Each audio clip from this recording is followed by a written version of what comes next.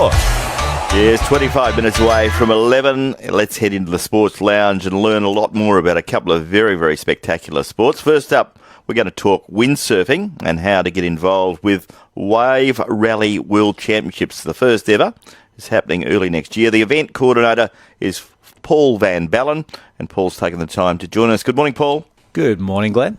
Well, it's nice to catch up. I know that you've been hard at work getting prepared for the Wave Rally World Championships. Tell me a little bit about what is proposed. We have a spot here called Coronation Beach, which is a world-class windsurfing spot, which is essentially a big skate park for windsurfers. There's a big bay, and then as you progress out through the bay, there's waves that just get bigger and bigger. And when you sail out there, like I often think, this would be a great spot for an event. And that was the idea behind getting this Wave Rally World Championships. It's essentially a race where 8 to 10 people will race off the beach, through the bay, through the waves, jibe around a mark out the back and come back. And it's essentially like motocross on the water. Right, so it's very spectacular. So how did you get drawn to the Midwest? I'm originally from Sydney. This is the third year I've been in Geraldton. I basically came here because of windsurfing. I decided to have a lifestyle change. And I like smaller towns. I like the relaxed pace of Geraldton. But yeah, first and foremost, it was the windsurfing that brought me here.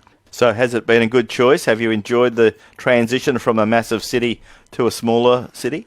Yeah, I've actually found Geraldton to be a completely underrated place. I've travelled all around Australia. I spent quite a few years living in my van through COVID, just travelling everywhere. And I find Geraldton one of the best places to live for just ease of living, lifestyle, the weather. Cost of living is still cheap. I mean, coming from Sydney, Geraldton is cheaper. So I've actually really grown to love the place. So, Paul, when it comes to the windsurfing, you would have been told by many a local of how big windsurfing was in decades gone by, and you're trying to regenerate that enthusiasm. Are there as many international windsurfers travelling through Western Australia as there once was? You'd actually be surprised how many come over. I'd say if you go down to Coronation Beach on, during the main season, which runs from around October to, say, March, I'd say, at least 50-60% of the windsurfers down there are from overseas and predominantly Europe. And when they come over here, they don't just stay for a weekend or a week. They tend to stay for at least a month to 3-4 months. So it's quite a good economic benefit for the region. They're coming in here, spending all their money and then leaving again. But in the world of windsurfing, Geraldton is up there as one of the premier spots. A lot of people in the area may know that windsurfing is a thing, but they may be unaware of how high a status Geraldton is in the windsurfing world. Well, you're trying to get this big event up, and it's already, I notice, on the WA Windsurfing Events website. So you're getting good support from the governing bodies, but also the local governments. Are those people involved? Yeah, I've been surprised, actually, because when I started the process, I had no idea about generating grants, sponsorships and that sort of thing. But as I've gone out into the community and presented the case for this event, I've actually been pleasantly surprised at the support I'm getting. It's not easy. However, I've exceeded my initial expectations for generating income for this event, which has been fantastic because as I've gotten more into it, I've realised there are definitely more costs involved than I initially thought. Yes. I've gone out to local businesses and international businesses to try and generate some sponsorship. All the sponsorships basically are mainly local businesses in the area. There's one shop, a windsurfing shop in Perth, that's supporting it. I'm trying to do as much as I can in the local and Midwest region. That includes either the sponsorships and or the expenditures. So the whole idea of this event is really to support this area and get the local community behind it, because as far as I'm concerned, that's how I'm going to be able to turn this event into an annual thing. So will you be looking to have entertainment in the evenings and food vans and those type of things as well? Yep, there's actually a permanent food van down at Coronation Beach.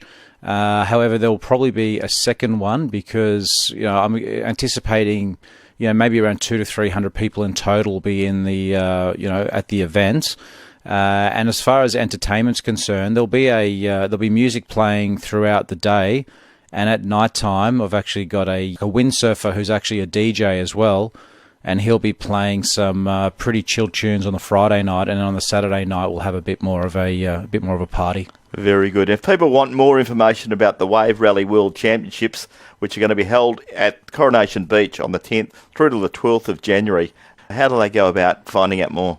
Probably the best two ways is either through the website, which is waverally.org, and the other one is the Facebook page. If you just search Wave Rally World Championships there, you can join the page. I've basically been giving people updates as to all the ongoings as far as developing this event, and I'm just taking people along for the journey. So yeah, please join in. It should be fun. It does sound like a lot of fun. And have you got good reaction from windsurfers around the world and around Australia?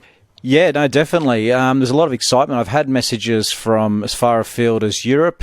There's people coming over from New Zealand, obviously people coming from around Australia.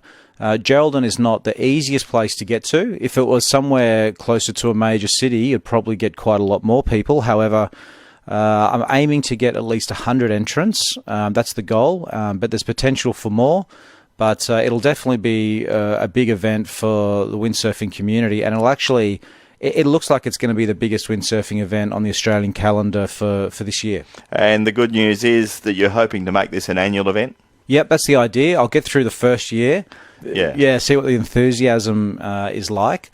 But if it turns into a successful event and the people want it, then I'd like to maybe try and turn it into something that's that the region can be proud of. And just turn it into a fun, positive event at one of the world's best windsurf locations.